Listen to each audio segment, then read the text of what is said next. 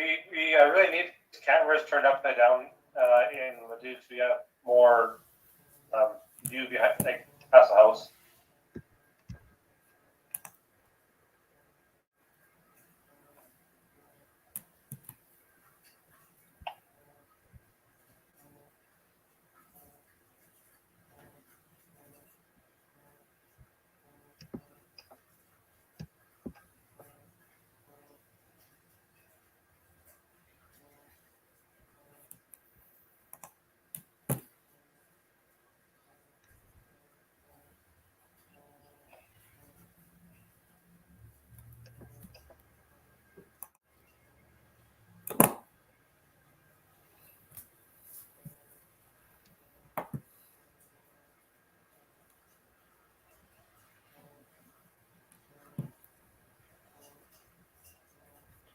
Good afternoon and welcome to the final of the Curling Stadium Alberta Curling Series Men's Championship here. My name's Jerry Gertz of Curling Zone, joined by Rory McCusker. Rory, you on the air as well with us here? I hope so. So we're going to work through this game here, working out the technology. We've got Karsten Sturmay and Aaron Sluchinski.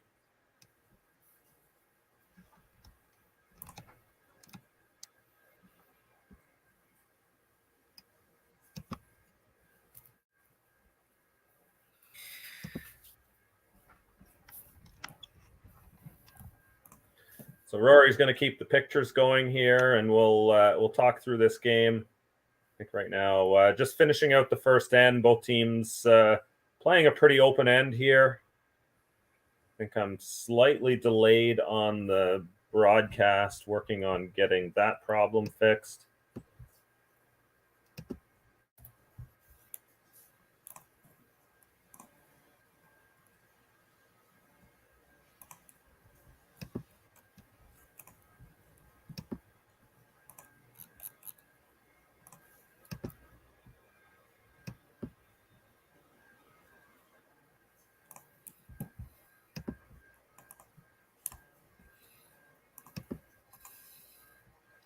Jerry, can you hear my voice?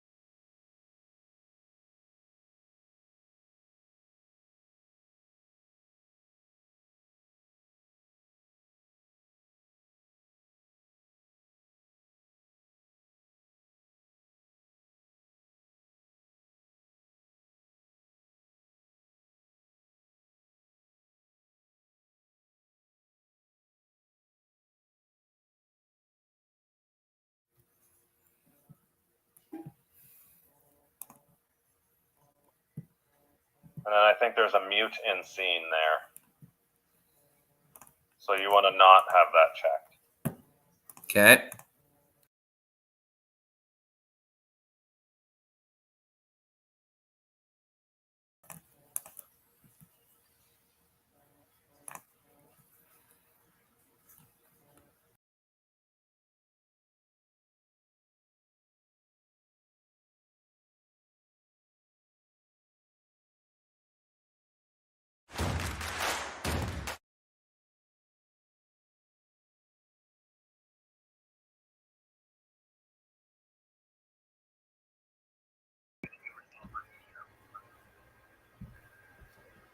Yeah, back here again in the game.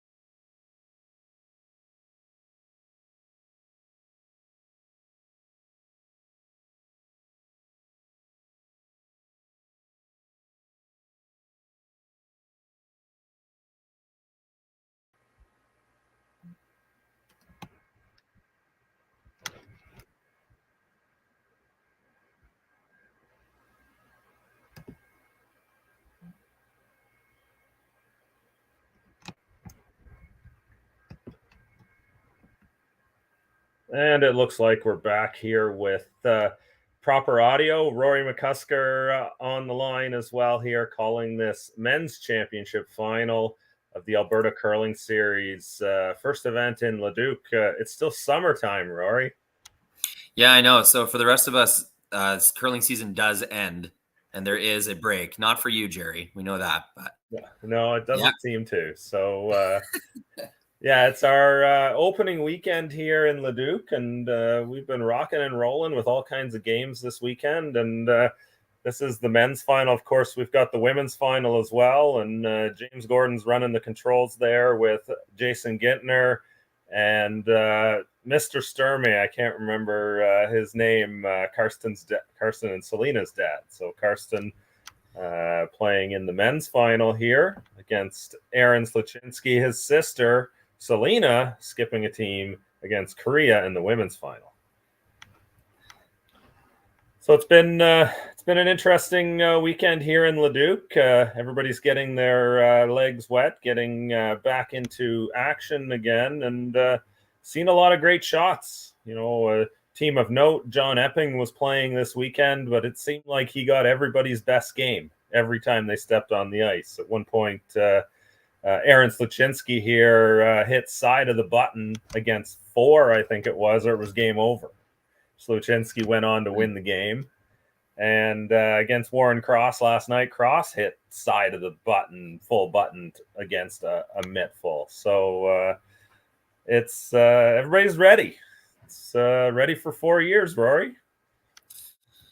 Yeah, you can see just the happy faces on everyone out here as they were warming up. I think everyone's just ready to get going. You spend all summer planning and politicking who's going to play with who and, you know, trying to get sponsorship, all that stuff. But that stuff's over now. Now it's just time to play. Just trying to keep updated here. Getting some information. Obviously, the place to go to find that information is on Curling Zone. Got scores and everything going on up there. Well, looks like we're still getting caught up on a few things there right now for this event. Yeah, it's been a busy weekend as everybody's getting back into things. The clubs starting to make ice. I know James Gordon in Martinsville has been posting some pictures for our upcoming event there next weekend. A bunch of these teams, I think, are moving on from Leduc here to Martinsville, Saskatchewan, which is about 10 minutes north of Saskatoon there. So looking forward to an exciting week of curling and hoping that every game is going to look like this or better all weekend long. So that's going to be exciting.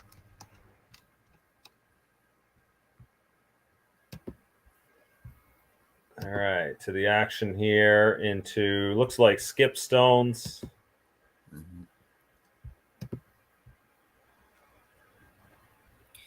Yeah, I'm looking forward to seeing that new Jennifer Jones-Zacharias combo unit on the ice in Martinsville. That'll be interesting to see. Yeah, and every one of their games is going to be available and produced to at least this level. Looking forward, I think CBC is also going to have the coverage of every one of Jones's games. So hoping we can get Devin Haru into spinning that story out into the curling sphere at the same time too. Awesome. So one yellow rock in the rings here belonging to Sluchinski. Sturmay with the hammer. 3 stones to come here in the second end after a blank in the first.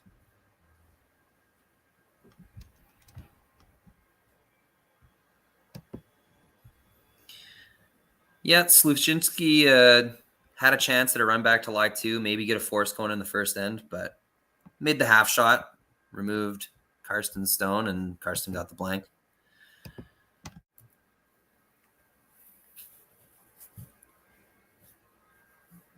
So does want to hit and stay here.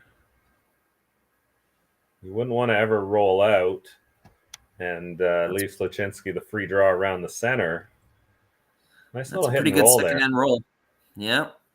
Yeah, really nice weight there from Karsten Sturmay, right? Under control, not too heavy. I think that's one of the things that's changed in the last 5-10 years is you see these young teams throwing a lot of those really good downweight shots. That's what the pros always do, and now you're seeing the young teams come up and having those shots in their bag.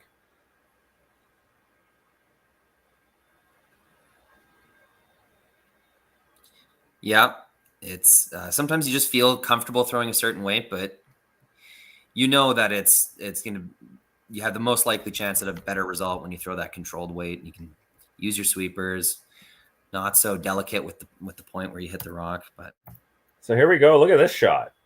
He is calling the draw here. Balls to the wall, Mr. Aaron Sluchinski. Well, everyone seems to be on the same page these days about those even ends and the moves that you want to make. So I think everyone's on the same page here. Once someone's scoring, it's game on. Yeah, and I think some of this too is 5-rock rule, the ability to get deuces back when somebody is playing a little bit defensive against you. So it's the kind of thing, if you can ever steal and get the lead here or get a force, the advantage is huge.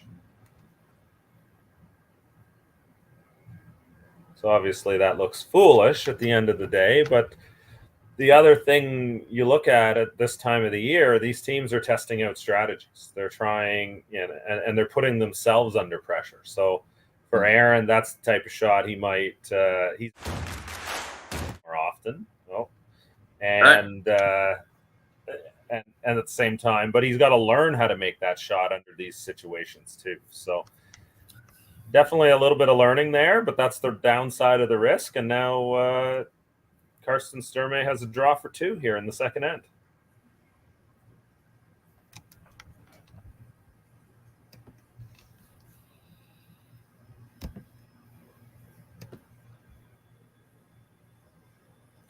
Last rock, second end. Edmonton's Karsten Sturmay. Have to verify the lineup here that we've got this weekend. Looks like JD Lind in the house holding the broom. JD is their 5th player this season. Evan Van Amsterdam. I believe that's Kyle Doering as well. Yes, it is. But 5-player squad. I know we're missing 1 player that's listed on the lineup there. Curtis Gawler.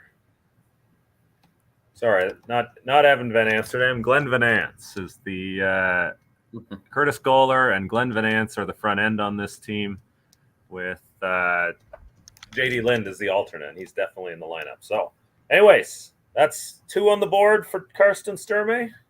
I didn't see where that came to rest, but yep, they swept it right in. We'll be right back with the third end shortly.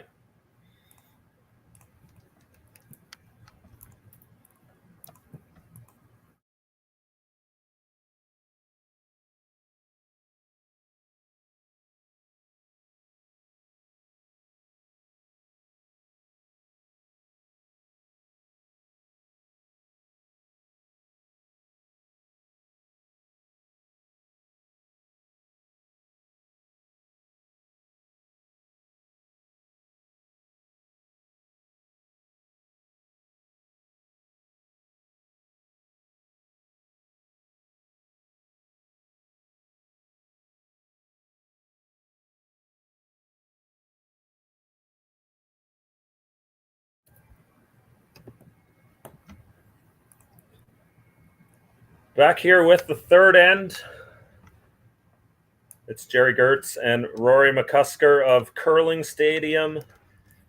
Exciting new platform that we've been working on now for, we're into season 2. I think next week is technically going to be our official launch. It's been a heck of a lead up with a lot of testing and trying out things, but we're really excited to debut some amazing coverage next weekend in Martinsville. Yeah, very exciting stuff. Competitive curlers and those who are familiar with that world know that the season is very long. There's lots of events that are played, but maybe close enough to your average curling fan, they only get to see a few events a year. The televised events on CBC, TSN, Sportsnet. And I don't think a lot of fans really have a good concept of how much these people are playing. Like it is Yeah, I agree. incredible the amount of games that they're stuffing in. So Yeah, generally the way our sport is covered is like if golf only covered the majors, sure. or if Hockey Night in Canada was our only avenue to watch the NHL. You would get feature games and a sprinkling of content throughout the year. But yeah, you look at this weekend here in Leduc, we had two, what was it, 8 women's teams and 10 men's teams. So that's 20, 12, 32, about 40 games ballpark over the course of the weekend. And the vast majority of them have been streamed and available to fans to watch and follow their favorite team. And now when we look at each of these teams have the ability to expect streaming when they show up at an event.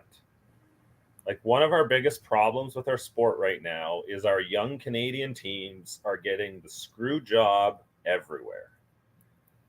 When you go back 10, 15 years ago, the Mike McEwens of the world, the John Eppings of the world, Kevin Cooey's, all these teams developed in the Grand Slams. The Grand Slams were mostly a Canadian shop at the time because that was the teams that realized the value of what the Grand Slams brought. And then eventually what happened is the rest of the world realized that this was a thing, and they all started showing up with Ulsrud and Adine, and now every international team that wants to be the best is showing up at the Grand Slams.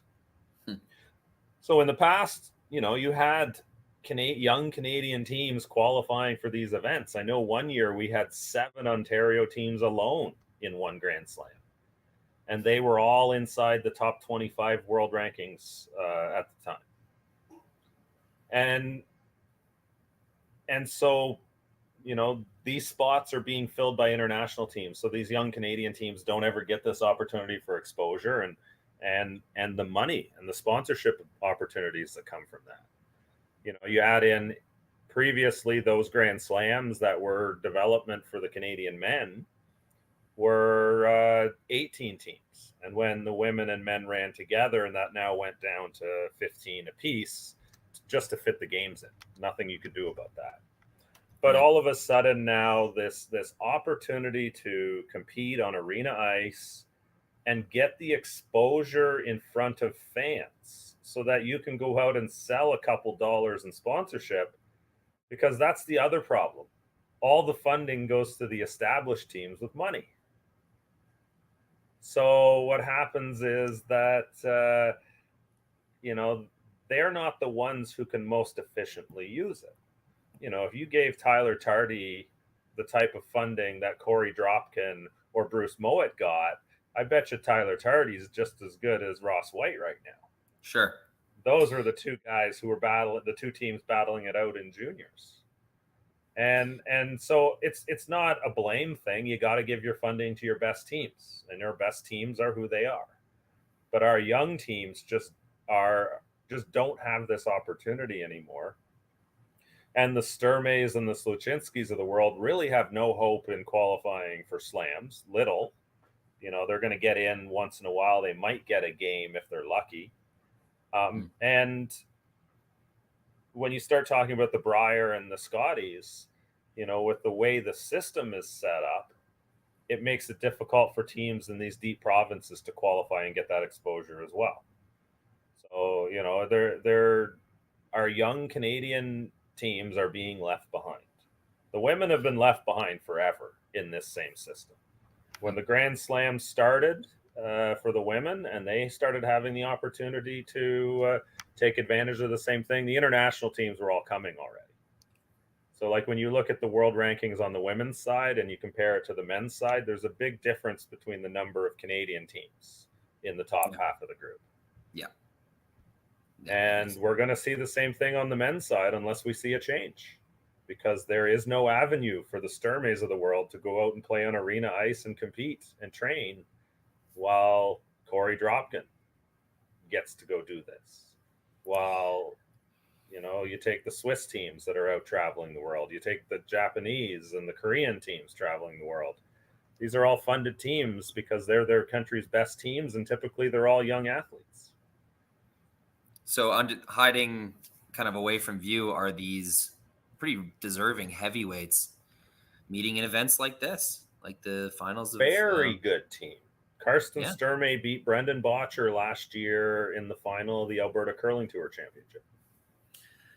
So from a fan perspective, maybe I would only see these teams in their 1 or 2 slam games, like you said, you know, even if that's televised. But now we have access to this really competitive environment that is the top end of the tier 2 spectrum, playing out before our eyes nearly every weekend. So like from a fan perspective, this access it just broadens the game and the characters, these people that make up these teams that we just love to follow. We love to learn everything about. You know, it's when you talk about your favorite curling team, you're not just talking about how they play and the great shots that they make. You're talking about them as people, the way that they interact with each other, and how they train and condition, what their warm up looks like. Just all of this content that was once totally hidden from the public view is now coming to light with this curling stadium. And realistically, we only have even the best teams in our game only get about 20% of their games covered. When you start talking about the Kuis of the world and Epping and Gushu and Dunstone and so on. You know, these are the teams that jump out on tour and grind in a bunch of these events as well. And we want to help make it possible for these teams to tell their story, build a more personable fan base, and grow from there. Like I see, you know, here's a question for you, Rory. Are curling teams as marketable as Canadian junior hockey franchises? It easily could be, for sure. Like when you think about the national appeal of the athletes that play on some of these teams, you know, like a Casey Scheidegger at a Lethbridge, you know, I'm certain, you know, a curling fan knows who Casey Scheidegger is, but they couldn't name a Lethbridge Hurricane player. So I think there's real opportunity for teams to take advantage of this and build off of this, and this is what we want to do. We want to help make this possible and build the sandbox for this to work. And from a curling zone perspective, when you look at what we're doing with the website and linking to all the streams and all of that, it just increases all of the traffic. We're adding a ton of news content to this as well, writing stories about the teams to help market and put more focus on the names. At the same time, every time one of these stories is written and people visit and share, we can track the number of page views they get. And this is something teams can then take back to those sponsors and so on. And as we grow this, it can cycle and continue to build upon itself. And all of a sudden, we build the whole sandbox that allows us to market curling from, you know, the elite level with the best teams and the best games, right down onto these B Tour. And you know what? The great thing about these cameras is they're permanent. And the Alberta Junior Curling Tour event that will come through here will be able to be streamed.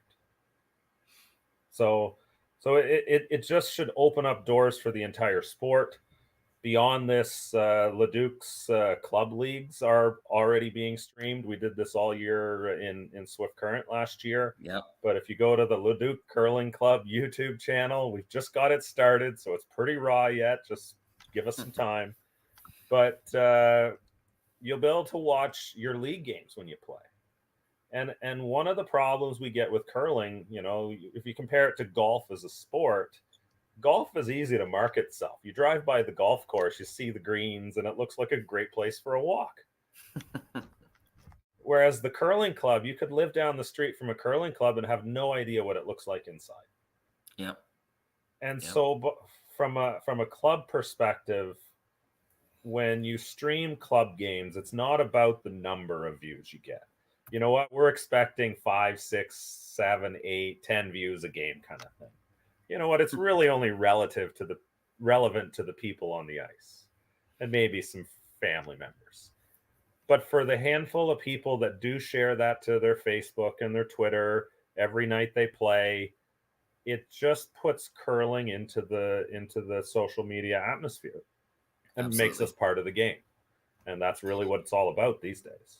It gives you something to be proud of as well. Let's say you're a club curler and you want to start taking this more seriously. You're at an athletic age, you're university aged, and you want to start making curling your number one sport. Yeah, well, it's the fun factor. Like, so think you about go to soccer. Yeah. Like, let's say you play soccer or football, all these, what might be considered more major sports. Well, at your curling game, you can watch back your slides, see what kind of tendencies you're in, share notes with your skip, text them, hey, this shot you had in 6, like, what if we would have done this and this? And having that visual aid as well, it takes, you can self-coach a little more seriously. Well, this is create more serious athletes. So from a coaching perspective, when all your games are available, now you don't have to pay for a coach to travel with you everywhere. That's what Joan was talking about. Yeah, she sees that as a major advantage. And when you are a coach, you now are able to offer your services for a reasonable price. Because at the end of the day, to travel another player with you to all your events, you're looking at a 20%, 25% cost factor, right? For what you're already spending. And that doesn't even pay them the salary. So as you and I were yammering off here, Sturmay makes a major mistake raising an opposition stone into the rings to create a situation where he might give up 3 here. Definitely the wrong way to miss that shot.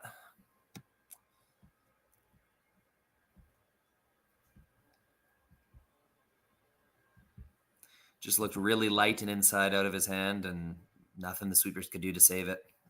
So this is first of the skip stones, Aaron Sluchinski. Yeah. So new 3 of 3 of this team remained from last year. They actually attempted to make it a go as a true 3-player team. And they had a little bit of success and so on, but the opportunity to add Jeremy Hardy to the lineup, I think, was worth it to them. So Jeremy Hardy had his breakout year in the 2020 pandemic season there in the fall. I think he beat Botcher Cooey twice, Botcher once, and was really looking like they were going to have a breakout. I think, unfortunately for them, the pandemic sort of stunted that a little bit, and they lost that momentum. And last season was just not the year that they had hoped. So that team went their separate ways after a long time together. Now, we can't hear the players on the ice, but they appeared to be signaling that they thought this triple might be there with the Yellowstone in the top 12 foot spinning out the side after contact. Don't be afraid to use the split screen here, Rory. Throw the split screen on. Ah! Oh, there you go. So he gets 2 of them. Good damage control after the mistake on the first one. Cleaning up the mess. Thought you meant by me. Well, you got there too. All right. Will be a draw to get his deuce back here.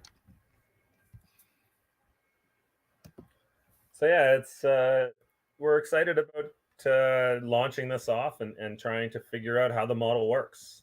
Like, I think some of it is figuring out how to work with these teams and help these teams do this and sell this in a way they haven't before, and see if we can make this a more viable game for these young teams. Pretty hard sweep right away here. You got Dylan Webster and Kerr Drummond on the sweep.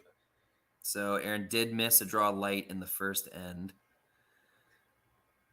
Looks like it's got enough juice. Not pretty, but that's a 2. On to the front. So yeah, 2 for Aaron Sluchinski of Calgary. Ties this up 2-2 now, heading to the 4th end. Imagine being able to stream every curling game from every sheet from any event, be it your Wednesday league game, bonspiel, or corporate event. Curling Stadium offers an all-inclusive streaming solution featuring high-quality cameras, ease of use, great reliability, and minimal installation. offering your sponsors customizable ad space on your streamed curling games and being able to sell video packages to your corporate events for increased revenue. With Curling Stadium, you can stream to any device, be it your mobile phone, tablet, or computer. Push the feed to your desired platform, be it Facebook, YouTube, or any other social media. Curling Stadium is simply the way forward. Where it's commonplace in other sports to televise every game, we want to do the same. Curling is a global sport, and it's time it gets the coverage it needs. Make your curling club the next Curling Stadium.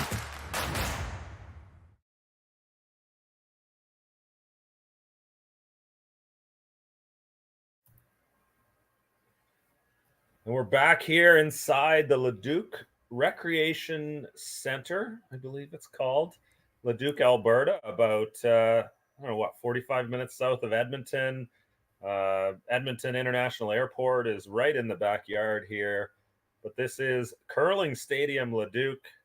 We debuted late last season in March with the Mixed Doubles Players Championship and the Alberta Curling Tour Championship. And now we're here starting the season. This is the Curling Stadium Alberta Curling Series. I think there's something like 16 events scheduled for Leduc this year. So eat your heart out, Alberta. Your teams are going to get tons of coverage this year. So absolutely exciting.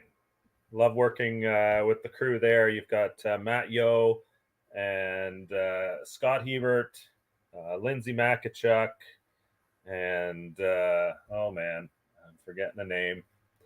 But the group that's put the Alberta Curling Series together, I know there's been some challenges and struggles to get this off the ground.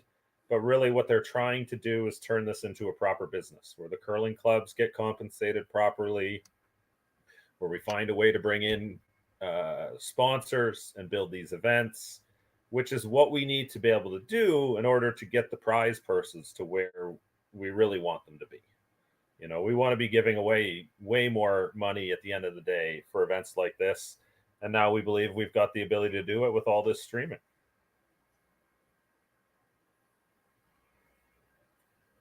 So Sturmay with the hammer here in the fourth end. Mm-hmm. Sturmay throwing the yellow stones. That first rock from Dylan Webster, just sliding back 4 foot there. Sluchinski throwing yellow. Sluchinski yellow, yes. Sturmay red.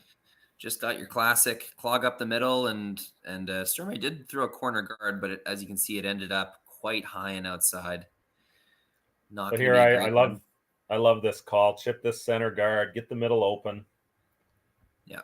And ideally your shooter rolls in behind the guard. This is what you call the 15 out of 5. You remove the center guard, you throw the winger. 3 shots in 1. Well, Yeah. I can tell you from a Leeds perspective, to get this variance in shots is very welcome.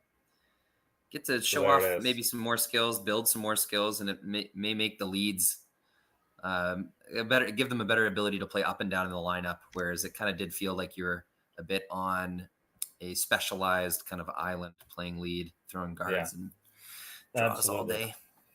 Yeah, so the center guard's going to go back up. But for Sturmay, there's really little risk of giving up a steal now.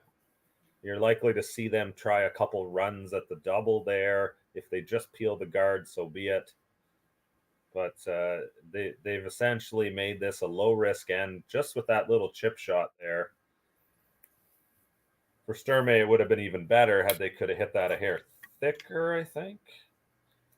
No, it was too much weight is really the problem for getting the shooter in. If they hit that thicker or thinner, one of those 2 shots is no longer in play anymore. But if they threw that a little bit lighter, rubbed it, rolled the shooter in, then even better. So here we go with the run. This appears to be...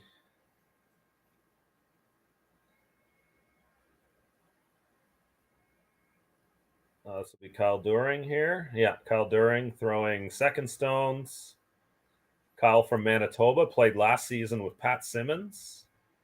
And then Pat hung up his shoes again. They convinced Pat to come back for a few months to give the Olympic trials one more run.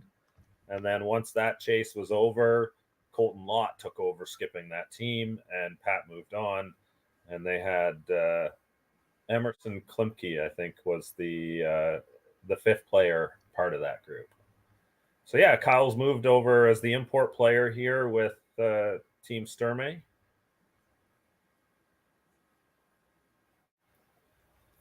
Won a Canadian junior title with Matt Dunstone. Again, you know, when you look at young Canadian players, here's your example. You know, Matt Dunstone, the player, has managed to make it, but his teammates really haven't. Colton Lott finally got an opportunity to join a team this year, playing with, where did Colton end up? That's a good question. Gonna have to look this one up.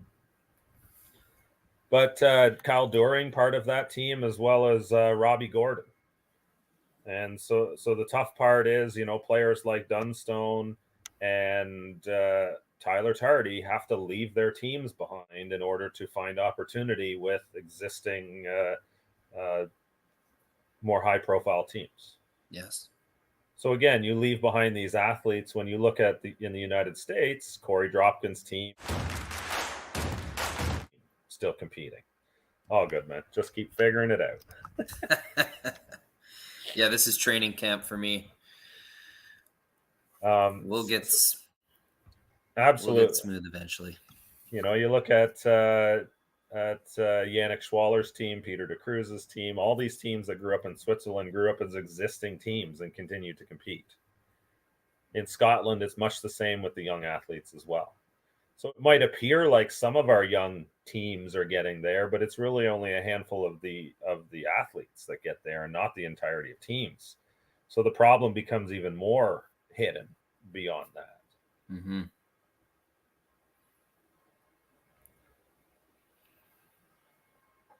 As is the natural progression in these team sports, you know, it's absolutely, you know, when you look at the way it was, the Canadian environment for curling was where you battle tested your teams. And the old system worked that way when you wanted to create the best team to send to Worlds every year. And now when you're trying to, you know, now when so many other programs are specializing, that environment we have is still a huge advantage. So JD fought through a pick there, and they were able to carve it. Had about 20 rotations on it. That was quite entertaining. Sorry, made something out of it. No, all good. That's, you know what, keep it on the game when we need to. But yeah, when you look at some of these teams, where was I with? We were talking about how players will advance, but their teams find it a little tougher. It is a big training ground, a proving ground, and you have some Canadian guys, sandbox. Yeah. You have some people that like the change of scenery every now and then. They like to see when they're going to find that magic chemistry, and you have some people that are much more. They prefer to stay with players for longer. It's just preferences. It's just what people think they're going to get out of certain situations. Yeah. And when you look at what that sandbox has created for Canadian curling, it created the amazing teams and athletes that have gone through the sport over the years.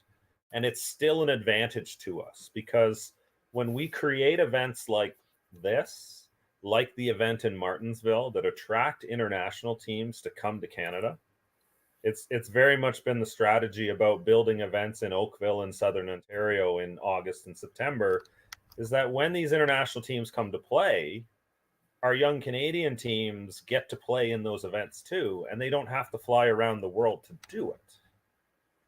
So that's still a huge advantage for what we have as our opportunity in Canada with the depth that we have. The international teams come over and are utilizing that opportunity for their own training. at the same time, that's good for curling clubs, that's good for events, and that's very good for our teams to be able to stack up against these teams. Like you look at the women's final, which is being streamed same time over on another sheet. Unji Gim from Korea is playing against Selena Sturmay. Sturmay, University of Alberta Golden Bears, young team there. That's a great opportunity for a potential future Scotties champion out of Alberta. So these are the opportunities that we still have in Canada to be able to attract international teams and give our young teams the opportunity to cut their teeth too.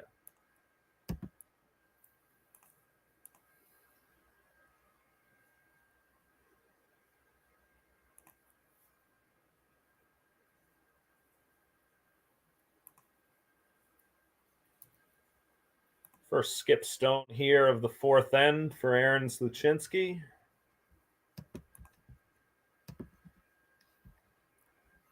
Yeah, got an opportunity here. JD Lind, he made a really nice run back, through the perfect rock, but just a little bit of early season mismanagement. They couldn't quite get the result from the run back. Must be frustrating as he threw it nearly perfect.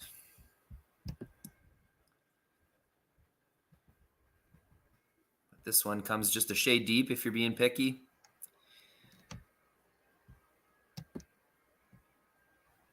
Room for a skipper's deuce here if you can create a freeze-like situation.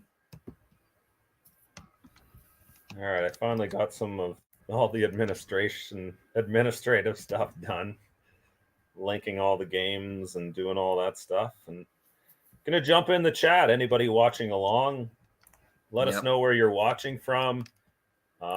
Please share. We certainly appreciate every share and every that's currency to us. That helps us find new viewers and gets us in front of other fans. So so it looks like 1-1 in the women's final right now. Linji Gim and Selena Sturmay, and of course Karsten Sturmay, her brother, playing Aaron Sluchinski here in the men's final. This has got to curl quite a bit. They couldn't quite drag it. Light has been the miss on draws so far.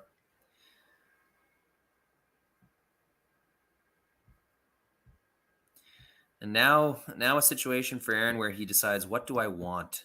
Do I want to steal 2, perhaps even 3 here and put that kind of pressure on? Or in that scenario, though, you tend to leave the easier shot for 1 potentially, right? Exactly, yeah. Which going into this end would have been an acceptable result. That's all right. Yeah, my fingers love that button. So more than enough room to pile another one in there. Put the pressure on Karsten Sturmay in the fourth end.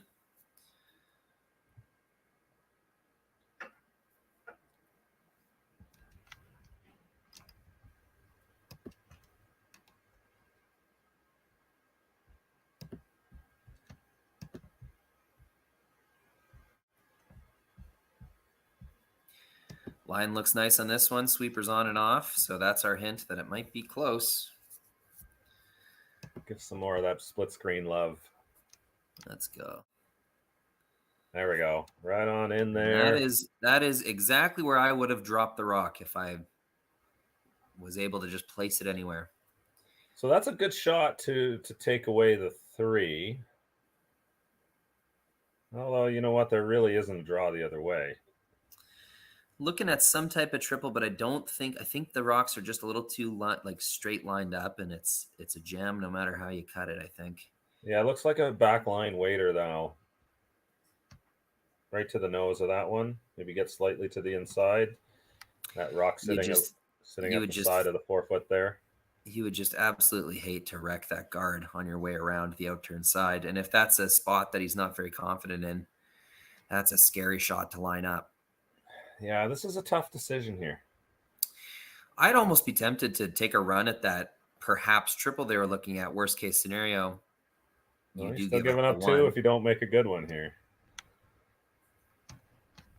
You hit it too thick. You just get the 1 and you jam it. So 2 is definitely a possibility here. Absolutely. The draw, though, is in a lot of cases all or nothing.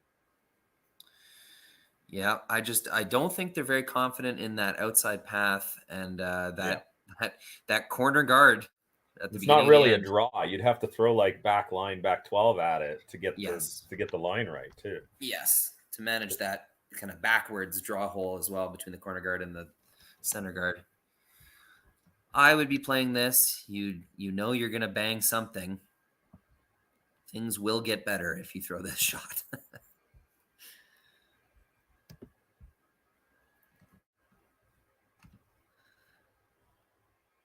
Pretty thin. Looks pretty good. And he made it. Oh, it just slips out the back. Almost for 2. Wildly entertaining shot there. Wow. There you go. I think it was 1 point for Sturmay. So yeah, that's a heck of a shot there from Karsten Sturmay. Gets a point on the board when looked like a steal was imminent. We will head to the 5th end here at the Curling Stadium Alberta Curling Series in Leduc, Alberta.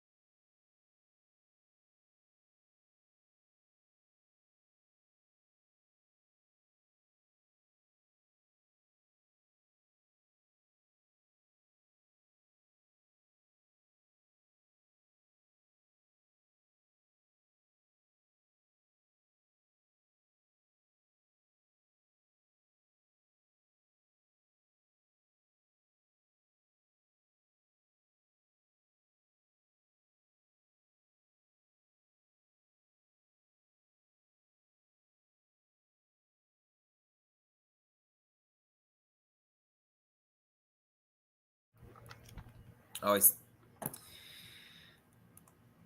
Looks like center guard came up short here, maybe, or a pick out of the gate. That first stone shoved down the sheet, so it looks like a pick. Yeah. Yeah, kicked it down from the thrower's end. Yeah. So unfortunate break there for Sturmay. I think middle ends here. It's probably not going to matter too much.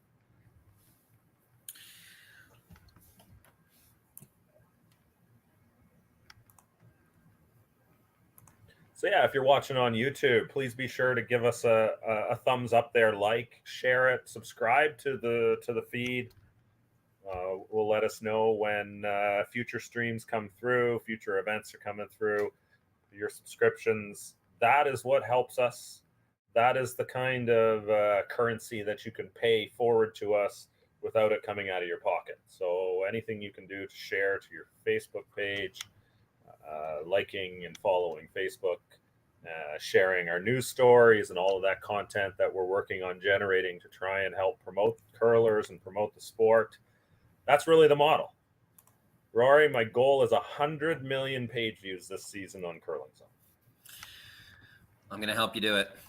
It sounds insane, but after getting to 32 million last year and adding in some awesome news writing content, Dylan Chenier and Cameron Saleh put together a great prototype last season where they cut all kinds of stories all year long. And now this year, we're already rocking right back into it, and have added a few new writers to the table. Lisa Parent, who her brother playing in this tournament. Lisa's skipping her own team on the Alberta Tour this year as well. Jamie Danbrook has jumped on board. Frank Rock is back. He's been teaching. He taught school last year on an emergency basis in his hometown, so he kind of disappeared from the curling scene a little bit. But excited to see Frank is back with his coverage again. He's going to be writing some stories for us as well, and as well Amanda Pullman and is come on board. And I'm trying to think, we have one more name on there as well, but excited to work on creating this content that helps give each of these teams some exposure. Looks like we have a frozen camera here. Yep. Just use the other end camera. This is again the glitches of technology. We're still working through some of this stuff, but the solution for this is just a simple reset of the camera port. And it will be back shortly. That camera just needs to be replaced. So that view should be available again in 30 seconds or so. Excellent. Thank you. We've got Megan Edwards on the Facebook chat. Megan is a regular drop-in on all the streams, so it's always great to have her around. And she does such an amazing job supporting and sharing content and feeding it out into the world. You know, it might seem like it's overwhelming at times, but the reality is each one of these teams has its own market, and the more this content gets out, the better it is for curling fans to find their teams and for the teams to gain some benefit from it as well. There you go. You got that view back again. Yes, we do. Yep, we've got Carolyn Skurlick chiming in. Angelo is saying hello from Cornwall. And Greg Cam. Some compliments for Jerry, liking the conversation about the future of our young players. So Daphne Hawk from Grand Prairie is tuning in as well, and Megan from Hamilton. Rick Edwards, also another friend of curling. Great to have Rick around too. Miss seeing him at the events.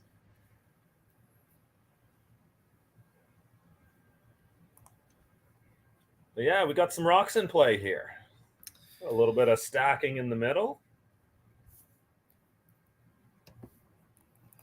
Yeah, after a fairly textbook first two ends, gloves are off, both teams making plays, trying to gain control, achieve their pre-end goal, whether that's to steal or force, score two or more.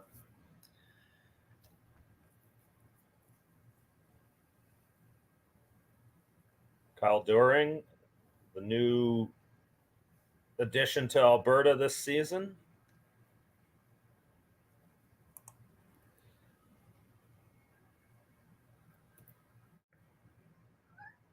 It'll be interesting to learn all these new lineups and who goes where. And you know what? We're going to see some of these young teams just spike in development this year. You know, 2 years from now, we could see Karsten Sturmay and his team playing regularly on TV in the Grand Slams. They're not that far away from becoming one of those teams. Aaron Sluchinski maybe a little bit behind Sturmay on the rankings and the development curve, but you know what? That's a team. If they could put together a run of good events, that would not be surprising to sneak into the slams and maybe stick it around for a bit. So, you know, these teams are really trying to push up that ladder, earn some early season points, and get into the conversation. Exciting bit for the Alberta teams. The Grand Slam, the Tier 2 championship is in Grand Prairie this year. So Alberta teams are going to be getting a bit of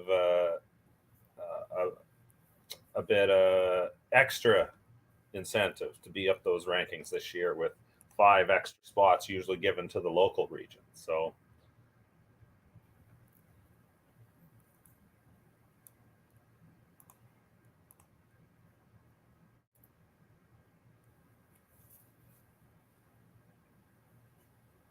really nice draw there. It's an excellent draw. However, Sturmay's team is very happy with the direction of play in this end. They've got an overlap situation down the middle, and they've got their opponent playing to the forefoot, which in a nutshell would have been their strategy for this end.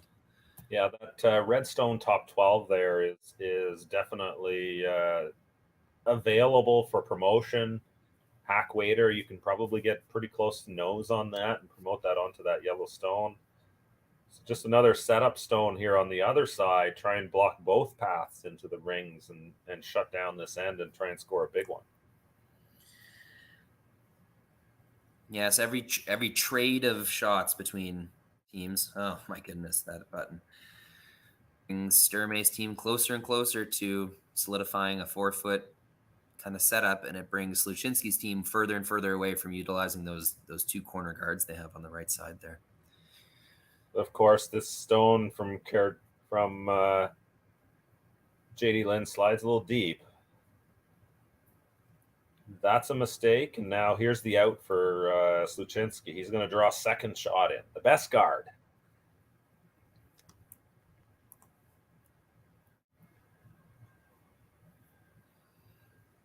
He'll put this rock into the rings, put it in a position where there's no double, and now the risk is gone.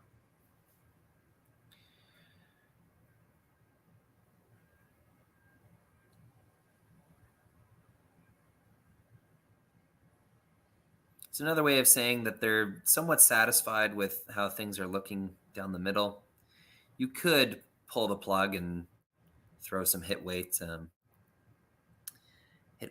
at that center guard and that one in the top 12, but this raises the stakes a bit, as it's likely Sturmay will ignore this stone and continue to chase that one in the 4-foot, unless of course the angles are good for a double, which unfortunately you can see their faces. Yeah, that's a poor leave, unfortunately, because that leaves a pretty makeable double. They might lose the one red one, but you make this shot, now you're lying 3 in the rings if you're Sturmay. So just the wrong place for the other. You know what? It's August curling. We're seeing some as you call in baseball, some spring training mistakes out there, as you'd expect from these players at this time of the year. Not the prettiest delivery here. JD Lind with the in-off double attempt. Jams it straight. A bit unfortunate of a break. That is very likely thinner than where they wanted to hit it. Yeah, he hits that a bit thicker. He makes the double clean and stays underneath. And then that jam on the right-hand side would have bounced out of the rings too. So yes, a good half shot. You get rid of that stone in the middle. Now you're sitting shot. You still got your counters around the edge there. You know what? If this is still a little bit of scary times here for Team Sluchinski. They got to put this stone in a good place. Absolutely. Would you ever be tempted to hit and roll on that top 12 rock if you were Sluchinski here? Well, when you consider the shot Aaron threw in the second end, was it the second end? Which one? For the 2, where he tried to play the freeze, right? Yes. And on a single Sturmay stone, they are playing the strategy of be aggressive and continue to attack. And it's a strategy you have to learn, and you have to be comfortable playing it, because you're going to make mistakes and you're going to give up big ends. But if everybody on the team has bought into the strategy, the power that can come out of this when you put that kind of pressure on opponents, that's how you beat the best teams. That's how you become one of the best teams. You're not going to hit your way into a grand slam, but you got to be able to figure out how to make good draws and keep opponents under pressure at all times, because that's the only way you beat the best. Of course. And obviously when you practice that, sometimes it turns into a disaster. My temptation would be, if you make a nice hit and roll, lie 2 behind your corner guards, which if you think about how the end started, is almost a miracle that they'd even have that opportunity. You might tempt Sturmay into going all or nothing behind a singular center guard. Might create a situation where you have a shot for 3 at the end of all of this. Yeah, I think part of the strategy here too for Sluchinski is that Sturmay doesn't tend to be super aggressive. And he tends to play a little bit more of a conservative strategy. So when you're countering that, you then end up needing to be more aggressive against a team like that because they're more liable to play the defensive option against you. Yeah. Whereas if you're playing an aggressive hammer team, you don't have to be quite as aggressive in order to get more rocks in play and get more So opportunity. a little bit of choppiness from the cameras there, but Karsten must have got quite a bit of curl at the end of that rock to get to the face of this. Yeah, really good shot yellow. there. He certainly had a wider lane than the Sluchinski stone. So they were able to get an extra few inches of curl out of that rock. Not sure how. Might just be his throw, might be the sweeping, but they Or managed the ice that well. that Matt Yo and his team has made here. There's lots of great late curl. And I think the curlers have been pretty happy with that, which is good to see for the games as well. You know what? Looking at, I think he's going to be throwing kind of like a hack waiter here. Wants to get to the nose of this and tap that Yellowstone back. Maybe get to the inside a little bit. Just create an angle so that you can keep that yellow. Even if that yellow goes out of play, it's not the end of the world as long as you're underneath a little bit. This appears to have enough weight. Waiting for the break now. Well, shout out to Julie Truscott from Perry Sound. And that's a very nice angle.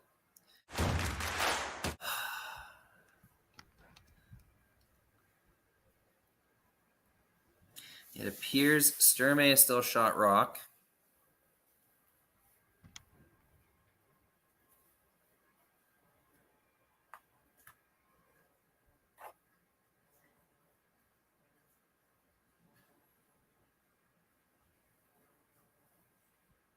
Yeah, looking to play something into the top of the 4-foot there, freeze to the yellow Sluchinski stone. So, of course, you want to make the shot for 2 more difficult, but what you really cannot do here is shake things around and leave a double for 4.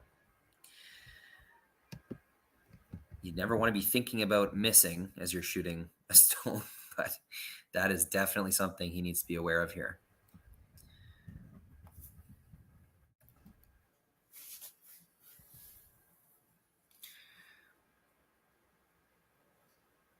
I've always thought of it this way. You want to leave the thrower thinking completely about the objective of the shot, the make, whereas the vice in the house needs to call the sweep, making sure that he's not leaving that double.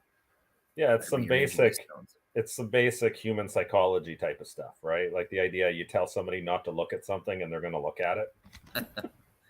Don't miss the rock out front. You know what? It becomes its own self-fulfilling prophecy. Of course. This is getting some great curl here. Not going to leave that double I was talking about. Can really roll in for second shot too? It appears as if it is still only 1 red. You know what? I think that over curled on them because you think Sluchinski's got a shot to chisel that yellow in for shot for sure, but can you get a little bit of weight on it and move those red ones? I don't think so because it's tough to tell from here. Like that yellow, I think that yellow just shoots right through if you put any weight on it. Yeah, and you wouldn't want to do that. Pick it clean. That was one of those ones as that rock was curling in, and the sweepers didn't really know what to do with it. They weren't getting much information from their back end. Everyone was kind of just spinning their broom, just praying it would do what they wanted it to. I think they're looking at the center rock, that red stone, top 12. Can you run that in and try to get both reds and skirt it out the side and maybe get 2 or 3? It's there to get it as thin as you need, to get that red in the top 4 foot as thin as you need. Would you be risking jamming on that adjacent yellow rock in the side of the 12 foot? I think it's pretty low risk. You're only going to give up 1 likely. I don't think there's any way you pick your own yellow out, and I don't think there's a way to nut the red on where you give up 2. It's fairly low risk. I mean, you could, if you went directly onto the yellow and stuck the one you're running in, you might give up 2 in the top of the forefoot. But yeah, but that's gone then. There's no way that sticks on there, is it? if you hit it directly on, yeah, I'm not sure. This is early season for me too. I have not watched rocks explode out of houses for nearly 4 months now.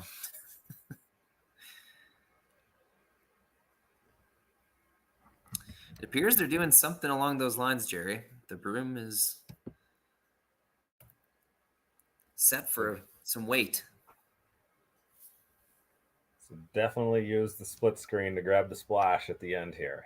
Okie doke. This will be a beauty if you can make it. Last stone here, 5th end.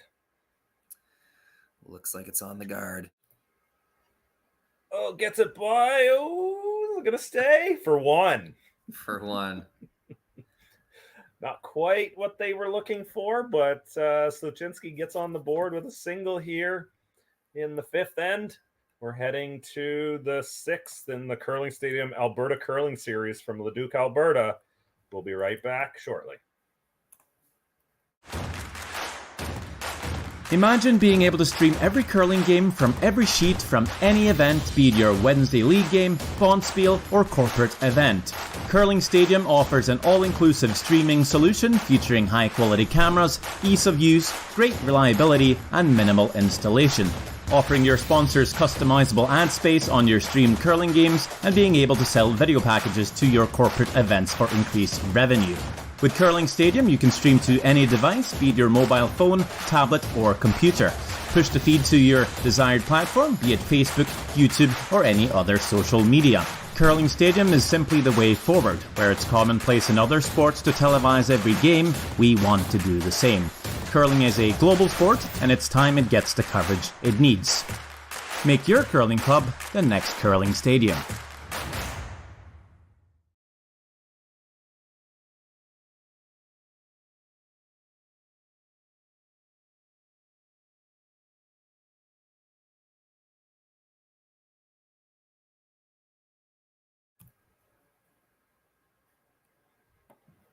We're back here, 6th end.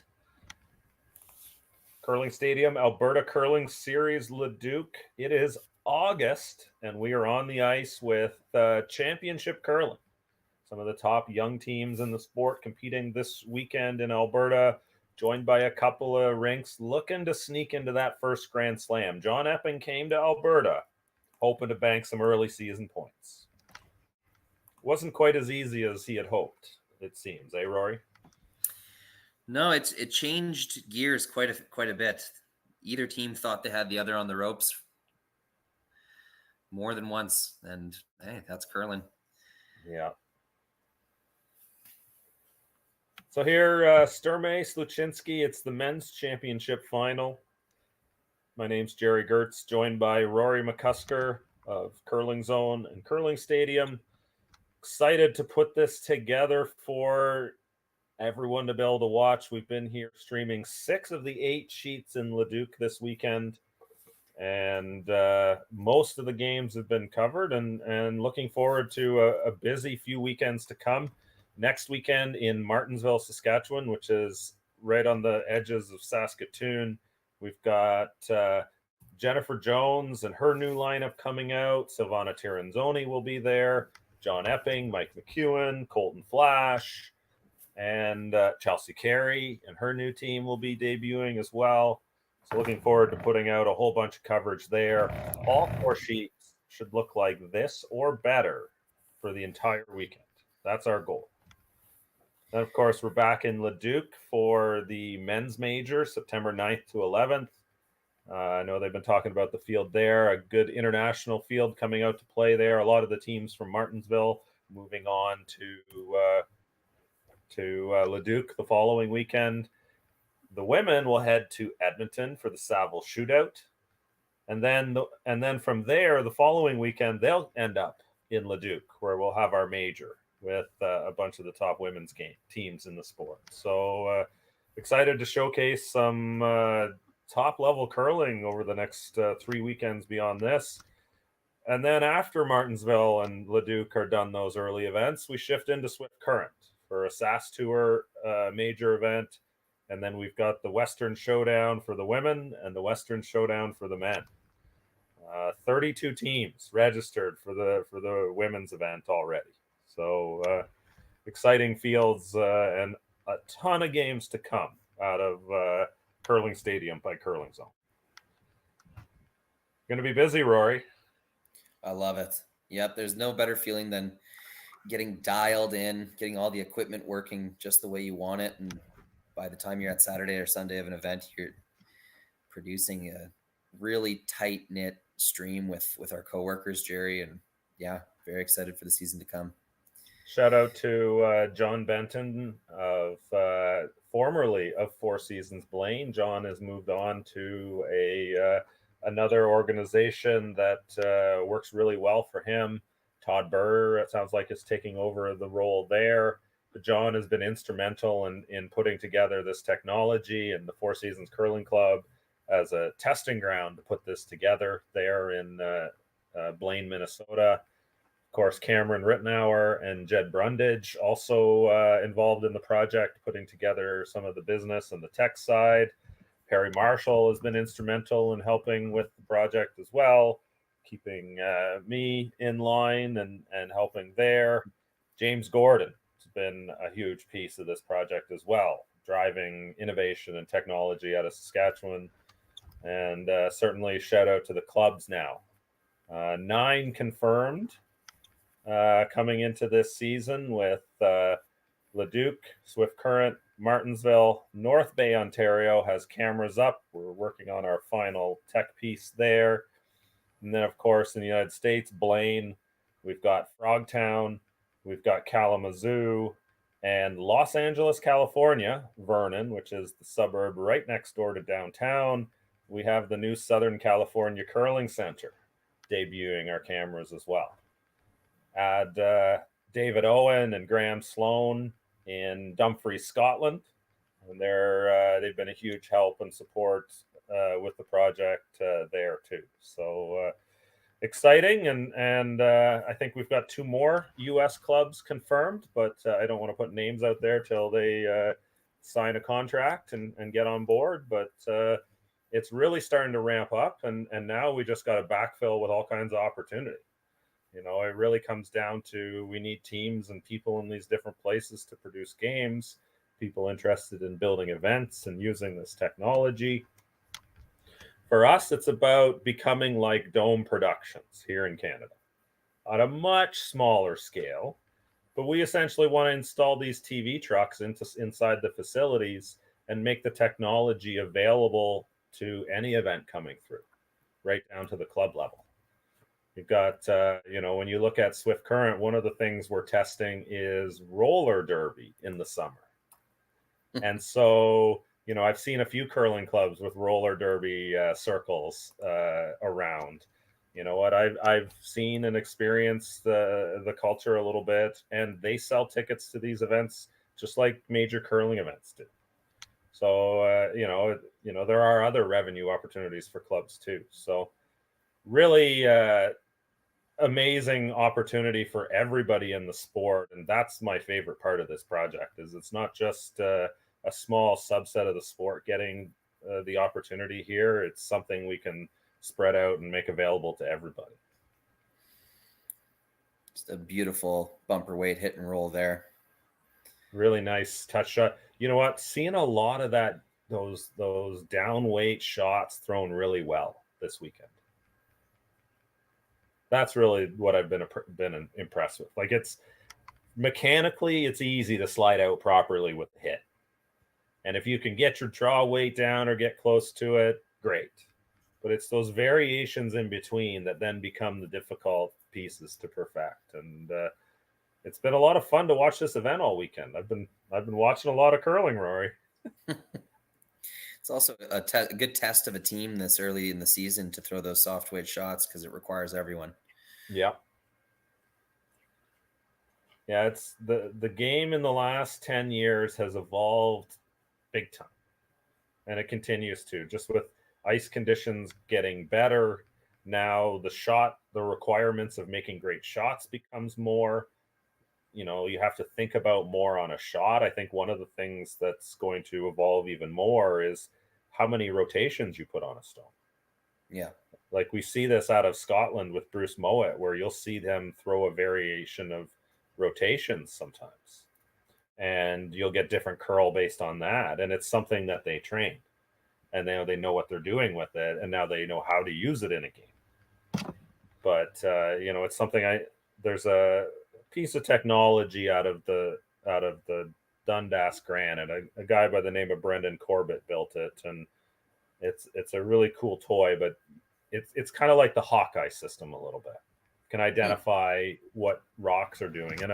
And a competitive player was throwing stones there. And one of the things that she was told was that when she slid out wider, she was just naturally putting less rotation on her shots. Because the system he had built was tracking how many rotations the stone was throwing. And then as you went out, it would keep tracking how many RPMs your rock had going down the ice. And you could tell from this testing that she just wasn't putting as much rotation on as she slid wider. So now all of a sudden you read something out of that, and now you can perfect your delivery even more down all those lines, become even more robotic to the degree you can choose which robot setting you want to use. That's the purpose of becoming robotic, is because now all of a sudden you can decide if you want to be this, that, or that. And that's the piece that, you see these teams that train together all the time get so much better at. Yeah, no variable left unchecked. I mean, why wouldn't you want to be aware of everything that could possibly be different about your slide and manage that? A little bit of a cleanup shot here from JD Lind. Yeah, I'm wondering if I missed something. Did that yellow jam on the side? Yeah, I'm trying to remember where this all sat too. Because if so, that's determined the fate of this end nearly. If they're looking at 3 in the rings now, blank is completely gone, and you're gonna have to really throw some gas on this fire to get your deuce and 6 here. With all the junk down the middle, even scoring your 1 point is now in jeopardy as well. Yeah, I think this is one of the challenges. This is the type of end Sluchinski is trying to generate against Sturmay. It's the kind of thing Sturmay's team played it pretty passively, pretty open for the first half of the game. So there wasn't a whole lot of trouble. And now exactly what you're saying. They got a little aggressive trying to get there too. And now this is where Sluchinski's continued aggressive play starts to pay off. Because now there's a whole bunch of traffic down the middle, and they've got the ability to make a mess on them. Well, that's going to help things considerably. So both guards in the draw path and the center guard all cleared. And it looks like they got a bonus rock and cleared that yellow along the side of the 12-foot. Yeah, of course, when you get a man to move some granite like that, then problem solved. Yeah, that was at least 2 shots worth of results in one. So now it looks big like sigh of relief. Absolutely. Sluchinski is going to throw up another guard here. They're going to try and protect the shot stone here. But, you have to be careful with this shot. You go too tight, they hit and roll onto the rings, maybe roll under the corner. If you show the wrong side, they're going to dig it out and roll under the corner. So all situations now, definitely the risk has gone for Sturmay. As a second or a third who's throwing those clearing shots, you want to get your skip in the best mindset that they can be in to make those shots they can make, such as a draw to the edge of the button if they have to at the end of the end. If you've left your skip with no opportunity even to make a nice one like that, it's just a terrible feeling as a second or third. So Lind being able to just clear those negative thoughts out of Karsten's mind, it's a good feeling to skate back knowing you've given your skip the best chance to make the best shot.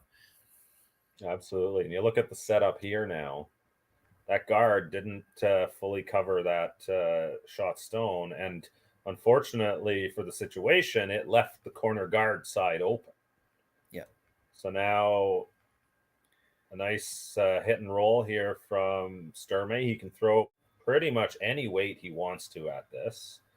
So he can, it's so far open that he could even throw like a board to potentially even normal at this. But you expect he'll throw a soft waiter at it, make this roll, and now all of a sudden Sluchinski will be on the defensive trying to prevent a deuce.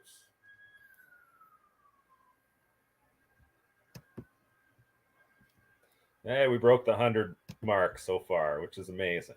Yeah, thanks for tuning in, everyone. 100 watching on YouTube. We've got, what do we got? 20 odd something on Facebook.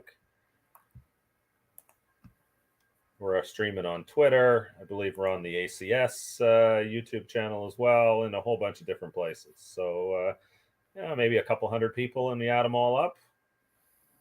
Great to have everybody with us. And our website traffic numbers are popping through the roof so far this weekend. Our user total from yesterday, the only day higher before Thanksgiving last year, was the Sunday of the Stu Sells Oakville weekend. So to do that in August is pretty fun. Road to 100 million, Rory. It's going to be the story. Well, you know what I love seeing is as people are tuning into Curling Stadium, all their multiple windows open as they watch multiple games, taking it all in, taking full advantage of this online live streaming product that, during championship season, people were sending me pictures where they had multiple machines going with multiple windows on each. They're watching multiple events, different games from different events. It's just as much curling as you could ever dream of. What I really want to build out of this is the ability to bring more traffic into these games afterwards too. Like from a coaching and resource standpoint, imagine being able to search the website for all ends where Karsten Sturmay scored 3. Yes. And of those ends, which ones are on video? And we can link directly to the start of ends inside of videos. So that's the piece that, I'm hoping to get up on the website very soon. That, from a coaching perspective or a scouting perspective, looking at opponents, now you can all of a sudden jump in and do all kinds of stuff there. Even if you're just trying to develop your own game, if you're trying to learn more about strategy, more about why, what the purpose of a double corner guard strategy might be, to see these guys execute these ends where they take advantage of their guards and they use all these tactical situations. It's just so educational. Oh, and that comes up short. A little inside as well. Yeah, just a little bit light and a little too much curl, and that'd be a single point steal for Sluchinski. Yes. Couldn't totally tell if there was another Yellowstone under the feet there, but Aaron Sluchinski takes the lead here after 6 ends in the Curling Stadium Alberta Curling Series Championship Final. We'll be right back.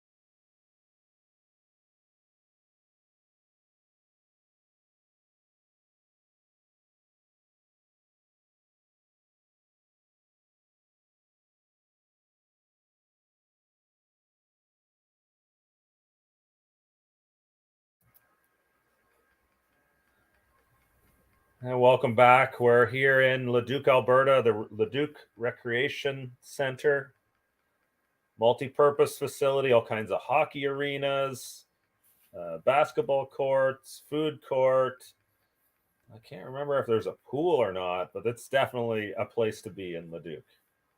So the Leduc Curling Club, an 8-sheet facility here, managed Tim's Ice, and his team manages the facility here as well as the restaurant up above. Rory, let's roll in some of our great sponsors here that have been amazing to support this event and help put the Alberta Curling Series on. Obviously, these are our supporters. I can't quite clearly see the names as well as I need to. I apologize for that. Of course, Leduc Curling Club host. These are the supporters who help put these events on, that have backed this project and helped make this possible. We really appreciate the effort and the time and the investment in our curling stadium opportunity that, we can now market to sponsors and sell impressions and ad spaces and do all this stuff. So certainly a huge thank you to all of the supporters who have been part of this project. So now we have an interesting game here. Steal in the 6th end. It's just the worst time in the game from a winning percentage perspective to give up a steal when tied. You move into this situation down 1 with, you're about 35% to win the game at this point. And the problem is if you get forced to 1, you're pretty much in no man's land in the final end. Nope, the chance of stealing is so low. Whereas if you're down 1 in the last end, getting that deuce there's a better chance at doing that.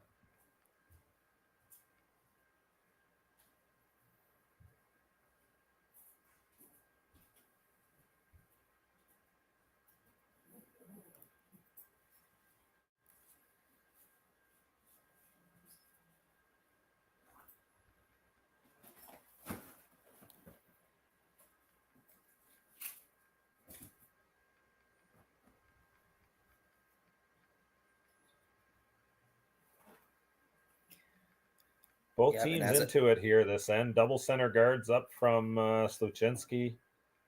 Yeah. Offset. That's those 2 stones from Sturmay. They not perfect.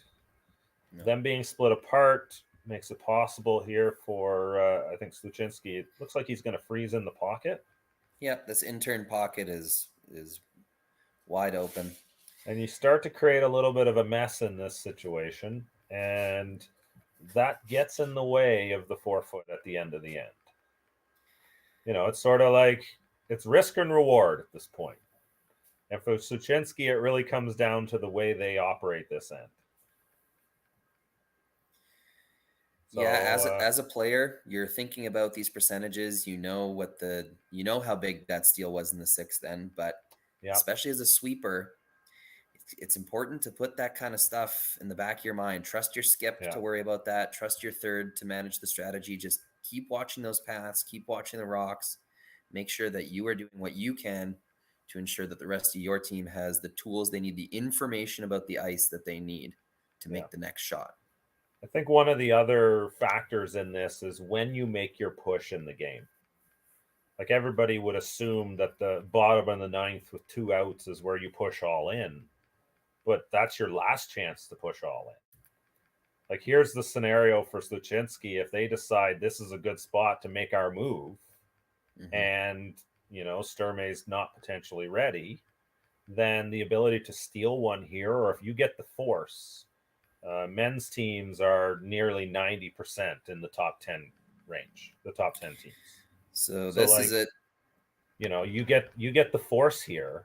You put yourself in a 90% win position. It's nothing's a lock, but you're going to win 9 out of 10 times. You're seeing this double peel call. Now, this is always a sad moment in an end where you don't have hammer. Yeah, it's worth talking about. So they're going to skate down and talk about this one. It's always a sad moment where you get your center guards that you think that you need to have the end that you thought that you wanted, But things didn't work out that way. A few shots later, you're looking at a pretty ugly situation where you're now protecting a very strong setup for the other team. So this is an awkward one in the hack as a second, to be peeling your own center guards when you started the end thinking that's what you wanted. But sometimes when you push all in, you run up against pocket aces. There are days it doesn't work very well, and you just need to accept that. You know what? Sturmay made some great shots there, and Sluchinski didn't quite execute the way they wanted to. So now they're going to have to take their medicine a little bit here. And you know what? At the same time, they're still up one, and their pivot this early is very mature at the same time too, because if they can blast from here on out, the most likely outcome is going to be a blank. So absolutely, you know what? I love this pivot so hard, so quickly in the way this was played out, because you know what? You could have drawn down and bumped those around. You could have drawn down, you could have drawn back four, even just biting the back four, and tried to create a pocket in there and keep playing aggressive. It's not a no strategy on either of those kinds of calls. But in this scenario, you know what? Now they've got how many shots left? 6, 5? 4? You've got Sluchinski 4 has hits. 4 shots. Yeah. Yeah. You've got 4 hit weight shots to make 3 doubles. Yeah.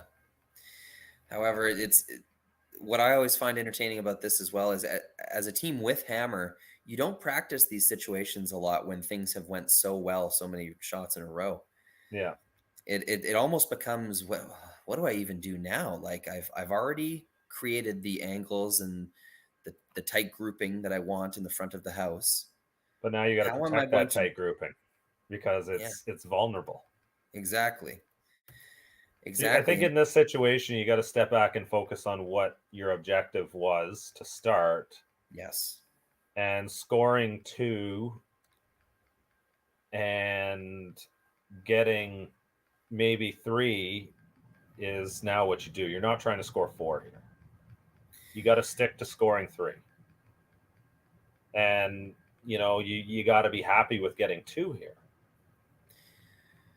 Yeah. Because if you try too hard, then, you get yourself into trouble. Keep it simple still. You know what? That's a good shot, I think. Of course, yeah. It's even with a properly made run back here, you're very likely only removing 2 stones. Yeah, but again, 3 doubles, right? 4 shots, 3 doubles.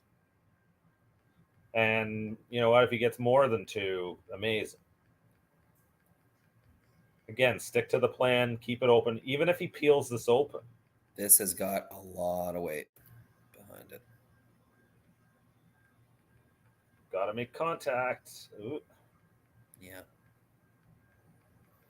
So there goes the intern draw path. Sturmay does have hammer, though. You know what? Honestly, if you're Sluchinski, I don't think you're totally disappointed in a guard being in play. That might be your saver later. No, it's just something both teams have to be aware of. Yeah. So, if you're Sturmay now, you have hammer, and now you're thinking about throwing a center guard. And if it's too good, that's another awkward moment. Sluchinski is going to go around. Just as awkward as the moment where you without hammer are peeling your own center guards is you with hammer thinking to yourself, am I really about to throw a rock that could then prevent me? Like if you're Sturmay, throw hack weight at the pile. I don't know about hack weight. Maybe hack. Not quite hack. But I think you need hack to move everything enough. You don't want to leave any type of hit and roll that is going to give Sluchinski a chance to get underneath some type of overlap. No, but I mean, the problem with those rocks is they're together, right? So figure out a way to not make them together, like a hit and roll. Like hit and roll underneath the center, move, just sort of bang into the pile and try and get those rocks moved around. because then you're moving the rocks around and fixing that problem. Yeah. But then not making it worse for you. Because throwing a guard here could backfire. Oh, it's something that I wouldn't personally do, but you also have to decide how satisfied are you with 2 points here? Now The that thing you have is, such a Rory, good chances are situation. this is going to work out just fine, and there's a good chance Sturmay wins the game here with like a 3 or more than 3 because of the way this sets up. But Sluchinski has a lot of work to do by themselves, and I'd be afraid of making anything easier for them. I think they have to stop hitting now. I think you have to give yourself something to freeze to or something to hit and roll with on your next one. I think something has to move around right now. If you went wide around the yellow, could you get buried back 4 underneath the red stuff? Like hanging off the back 4. I think there's enough curl. And then you create that, then your second shot at worst. Let's be second shot back 4.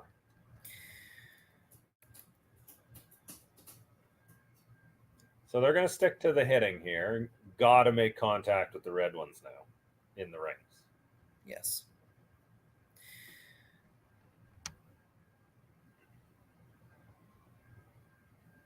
Similar push, similar throw. And all right. Much better shot. Though again, for Sturmay now, 2 feels pretty good. 3 is definitely on the table if doubles aren't made.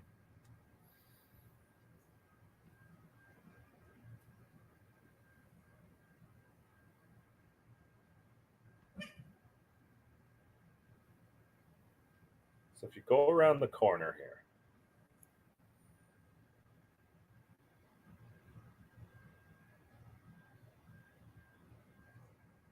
they're going to make the double in the middle. And then you go around the corner again. Yeah, the decision is if you want to shake that double up yourself before Sluchinski has an opportunity to make it. But they're always going to have doubles. That might be a triple now. That is a concern. The shooter is the one that's really going to save the end for Sluchinski. Oh, I'm struggling with that name.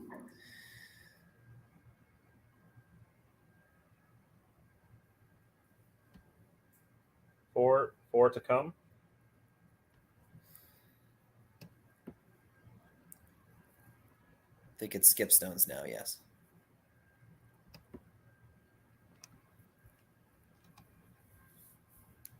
Go to split screen. Use that split screen generously, my friend. And take the logos out. Use the sponsors. I got it. Perfect.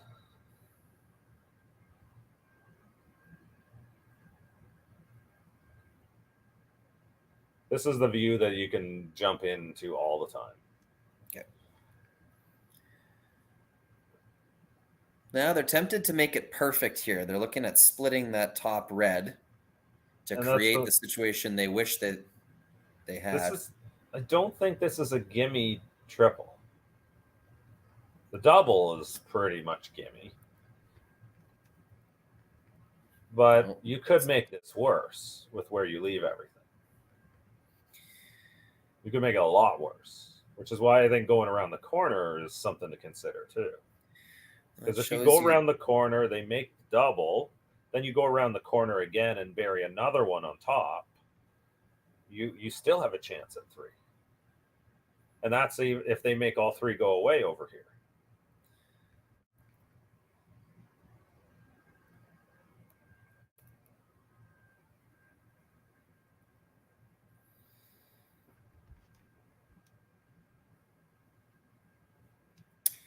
All right. Nothing to freeze to.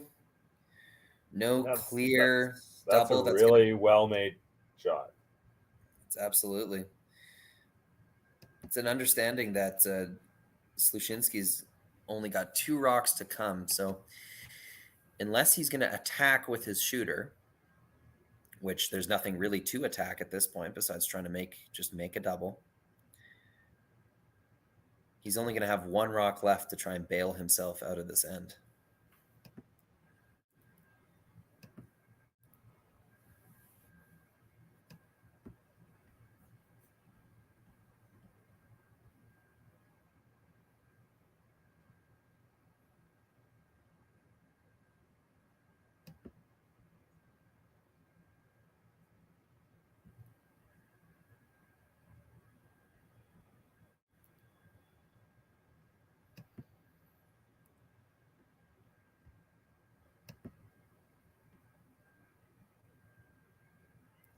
Does not remove the second red. However, the shooter is in the correct spot that they wanted it.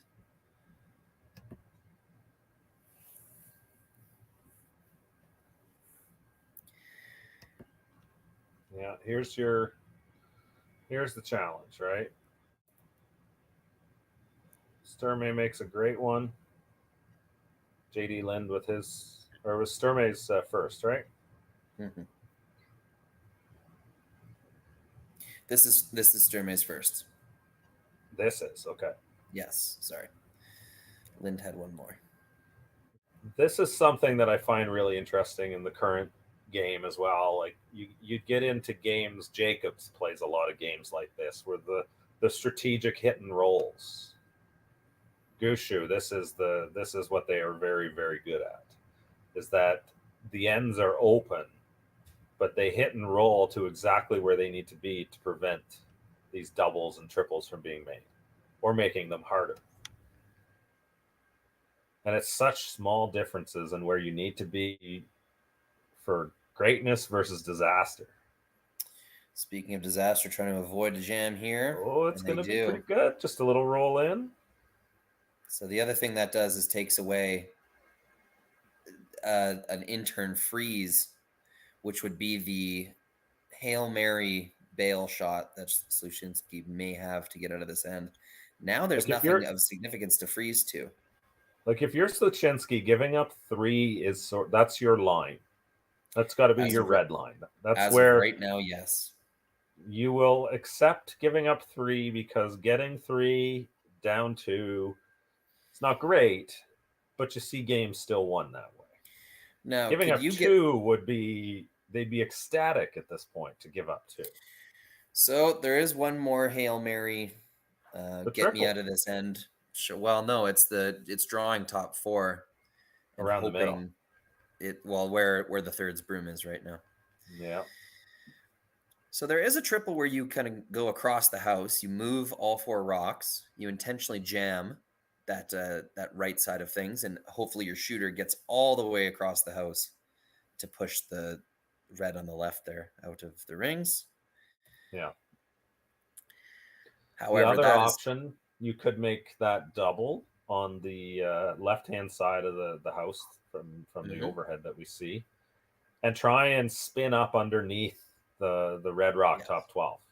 Yes. You could sit second shot, and if you sit second shot, then Sturmay's got a really interesting decision to make. Do we just draw for 2, or do we take a more difficult shot at 3?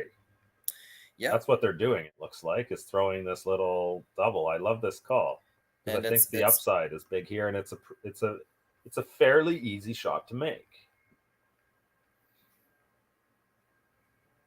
The key is getting the spin right here.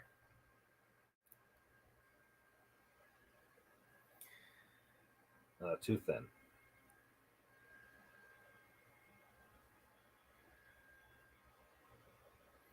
So you know what? For Sluchinski, you kind of be like, okay, that sucks, but we still got a chance.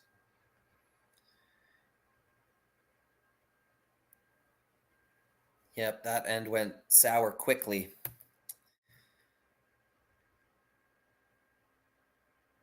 You know what? Some big-time shots made by Team Sturmay when they needed to make them. And at the end of the day, it doesn't matter how you call the game. If you go make the shots, you're going to win. And so when you make aggressive shots and aggressive plays and you go make them, that's part of these teams' development to keep making themselves better, both tactically and from an execution standpoint. Here we go. Final stone. Right away. Yeah, 7th end here. Karsten Sturmay drawing for 3. The sweepers are working pretty hard on it. Oh, and in it comes. There we go. Yeah. So put 3 points on the board. Karsten Sturmay and his Edmonton-based rink lead Aaron Sluchinski's Calgary foursome 6-4. This is the Curling Stadium Alberta Curling Series Championship Final. We'll be right back for the final end. Imagine being able to stream every curling game from every sheet from any event, be it your Wednesday league game, bonspiel, or corporate event. Curling Stadium offers an all-inclusive streaming solution featuring high-quality cameras, ease of use, great reliability, and minimal installation. Offering your sponsors customizable ad space on your streamed curling games and being able to sell video packages to your corporate events for increased revenue. With Curling Stadium, you can stream to any device, be it your mobile phone, tablet, or computer. Push the feed to your desired platform, be it Facebook, YouTube, or any other social media. Curling Stadium is simply the way forward. Where it's commonplace in other sports to televise every game, we want to do the same.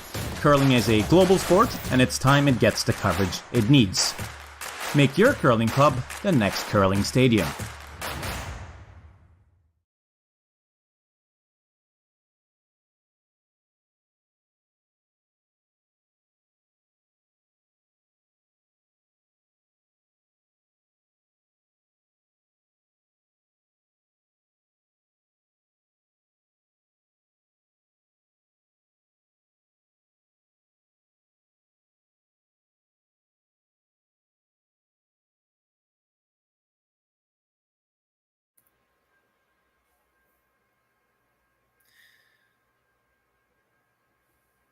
Welcome back to Leduc, this championship final. Fairly well played game between these two teams. Both had opportunities. Sturmay with a dominant 7th end set up quite early by seconds rocks. Sluchinski was really on the ropes, trying to damage control. Ended up keeping Sturmay to 3 points.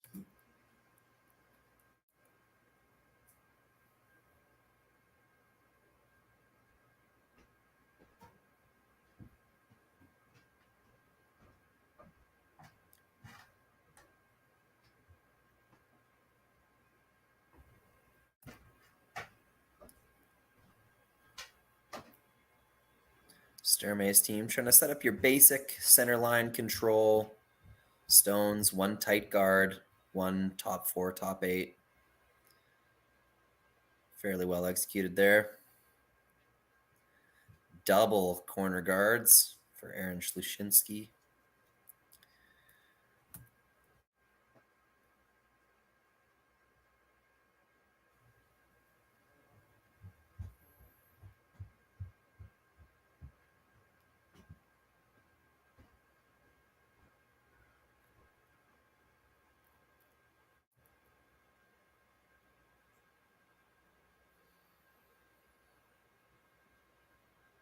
Aaron wants this one tighter, signifying with his broom, come on boys, bring it right in close to the rings here. And that's what they do.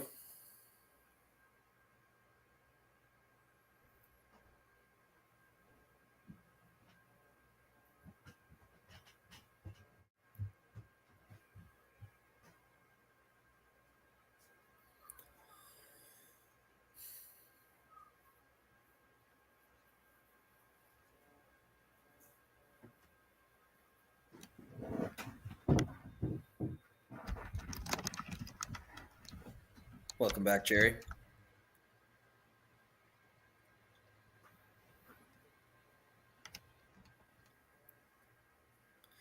Well executed by the leads. Both teams getting more or less what they hoped for out of the lead shots. Sturmay has centerline control. Sluchinski has 2 rocks that Sturmay can't hit.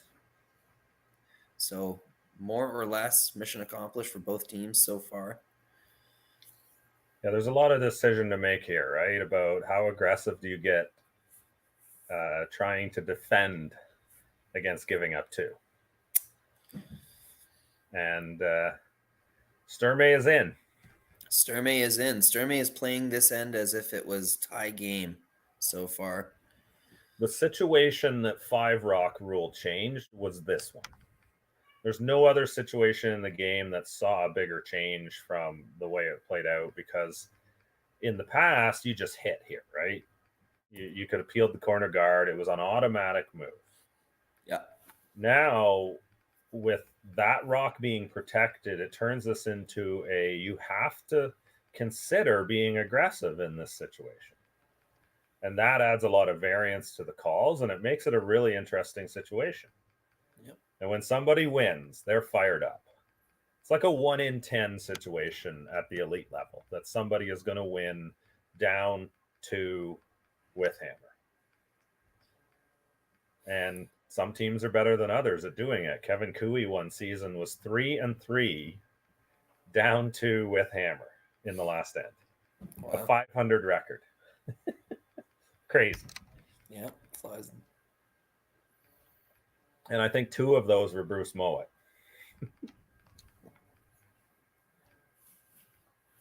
I think Mowat had some nightmares there for a while.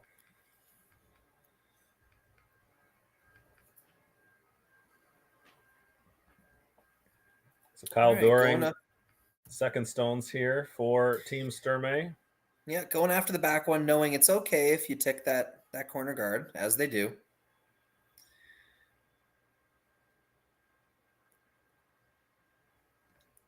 Bit of luck, they punch their own rock into the ring, so now Sluchinski will have to remove 3 stones in order to count that biter.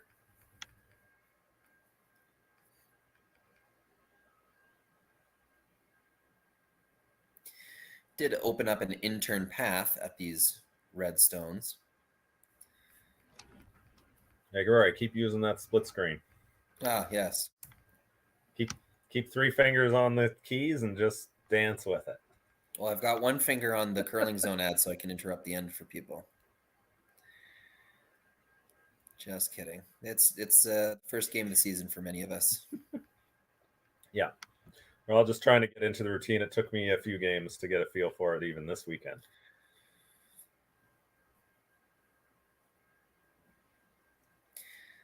So close. Nearly executed perfectly, but just the wrong side of the inch leaves the yellow stone wide open, and the second red stone stays shot rock. So those are frustrating misses, knowing that you threw the rock more or less how you needed to. But slightly either way, and you get a better result out of the scenario. Exactly. Those ones are tough, but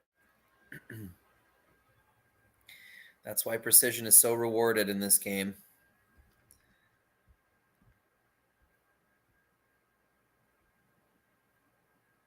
It's my favorite Kevin Martin saying is that it needs to be executed perfectly in order to be effective, and that's applicable for many shots.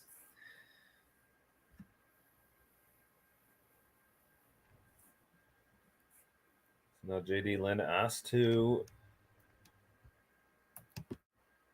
clean this up through the hole.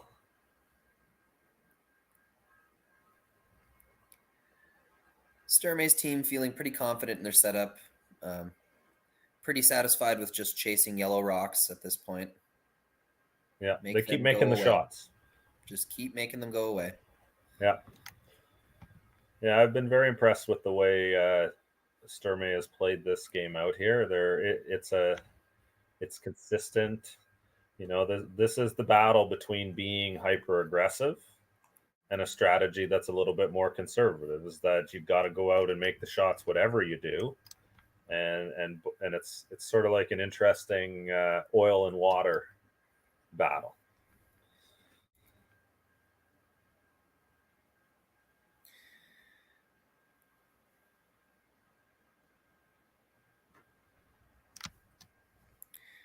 Bit of good luck there. Of course, those angles were all planned and they're all aware, but Yeah, you make that double. You move the stones around. You just try and roll somewhere to keep your shooter in a good place. And for Sturmay, now you got to think about just hitting the yellow one, the open one. Or do you go around the middle and make them chase you? Well, knowing that you still have a rock that's shot, you're still third shot if you're Sturmay. So even if something went wrong down the middle, you have a bit of insurance where they'll have to. Sluchinski will have to deal with that red one. A miss here means 2 is on the board, not 3 for Sturmay. Like if they were to miss the next shot. On the other hand, or a miss on this shot, 2 is likely what they would give up. Whereas if that yellow one was in play, then 3 would be more of a store. So here they're playing to win. If you make a good shot, you get this buried under, there's no easy double. Now trying to score 2 is even going to become very difficult for Team Sluchinski. It used to always be, peel the guard. Without doubt, peel the guard. Keep playing to keep it open, keep playing to keep it open. But what the 5-rock rule has forced into the game, and this is why it is the perfect rule, is that it ensures that both teams have to keep playing aggressive in order to win the game. Like nobody can play bailout defense at this point. And so that makes games more exciting and more interesting. And the best teams will still win. This is not giving the advantage to the team who's losing. This is just making it a little bit harder on the team who's going to win. Like Karsten Sturmay should win this game about 85% of the time. Pushing 90%. Well, yeah. JD and he most likely will win this game. But you know what? If the execution fails or something happens, it's exciting down to the end, regardless of who ends up winning. Absolutely. But Karsten's going to have to make both his shots here.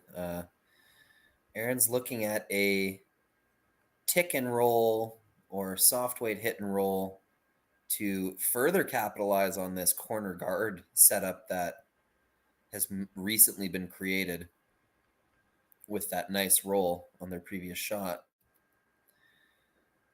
So another challenging ask from his team. That's go big or go home. Yeah, what option do you have? It's the end. It's the last end of the last game of the tournament. This is what August and September curling is made of. It's let's go test ourselves and see where we can push ourselves and go make the big shots in the big moments. Because if we want to be on that stage, we better make the shots. This one, though, not going to. It's just a very, very delicate. Well, okay, so a slight situation change here where Sluchinski has now. Didn't hurt the situation. No, they now have fourth shot. So it's the old, like, this never ends up translating, but if Sturmay's rock picks or if there's some type of disaster that happens. There is a very makeable double for the win right now. Exactly. Yes. And that came out of the type of weight that Jeremy Hardy threw that stone. Or was that Aaron? It was the third for Jeremy. That came out of the weight he threw on that shot. It was something that you could make out of. They were playing the hit. They were playing a soft weight shot to move stones around. When you wrecked the guard, he still made something decent out of it. So it's the game's on the line here for Sturmay. You got to make something good, or Sluchinski has a shot for the win. And this is the type of risk you run, or the situation that really you should have foreseen, as you make the decision on the first 3 rocks at the end to clog up the middle and try to take control of the center of the rings. You've made a commitment that you're now going to fight for that control the rest of the end, and here they are fighting for it. So one of the things that we have found with this being aggressive situation is that if you go halfway, it's almost worse than not going at all. Sure. Like if you throw 1 center guard and 2 in, and then they make a good run back with hack weight and splash everything around the back of the rings, all of a sudden now there's a whole bunch of rocks in the back that help the team with hammer. Yes. And so if you're going to go in to play aggressive to not give up the steal, then you got to throw double centers up too without. Because if the whole goal is to clog the middle and control the real estate, then throwing double centers is the way to do it. It seems even more crazy, but when you do that, their corner guards are mostly useless. And now they're chasing you in the middle, and it turns into a pile of stones in the middle. And it's hard to score 3 in a situation like that. Sweepers are gunning this one. They are looking to get every inch of curl they can. And it appears they have left a window on that intern side where, if not the double, at least a play on the front one is possible. Oh, I think it's just enough. Ooh, it's so close. You don't need a ton of weight to make those rocks go away. This is hack waiter. Yeah. I think it's there. Hack weight. Nose would seem to do it. Just inside of nose. I think you need to just get a hair in, especially with that amount of weight. Sturmay will have one chance to answer, but even removing the top one and saying to Karsten Sturmay, "Go ahead, leave me any kind of double," and now it's not for the tie; it's for the win. Yeah.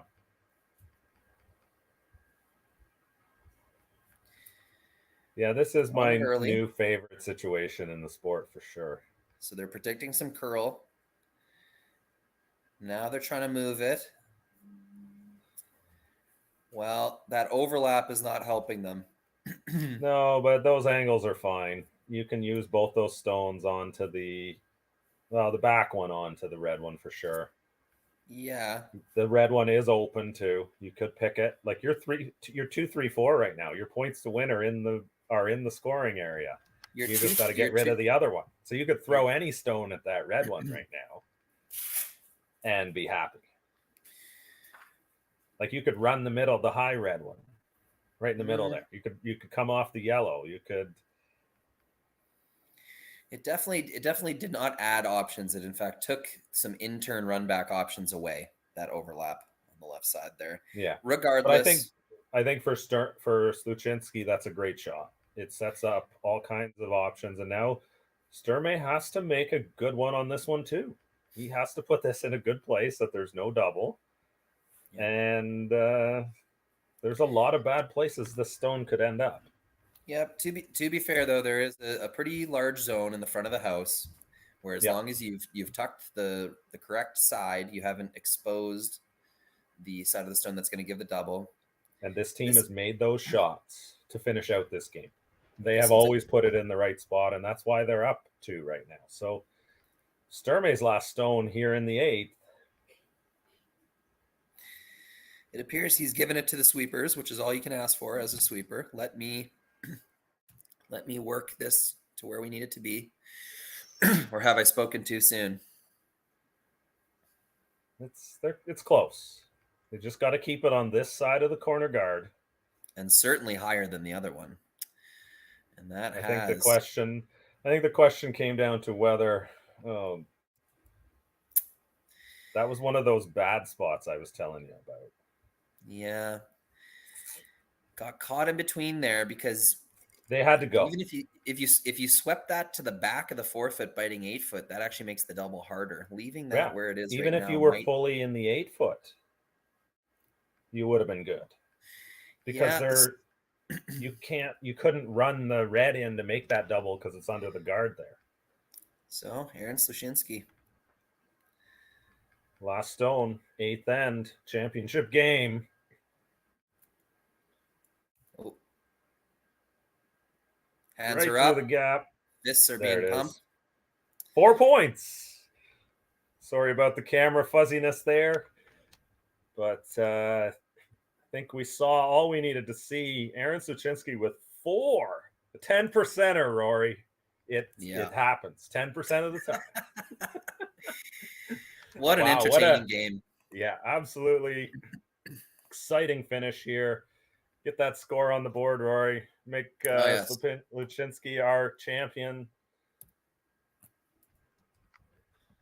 That was a fun curling game to watch, and looking forward to many more of these this year.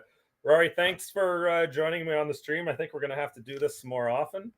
It was fun, Jerry. Can't wait for the year ahead. Absolutely. Jerry Gertz for Rory McCusker. This has been the Curling Stadium Alberta Curling Series Championship Final. Thanks a lot for tuning in. We'll be back next week, September the 1st, with the Martinsville Major, Men's and Women's International, here on Curling Stadium. Be sure to watch on Curling Zone's YouTube and everywhere you follow your favorite curling teams. Until then, everyone take care.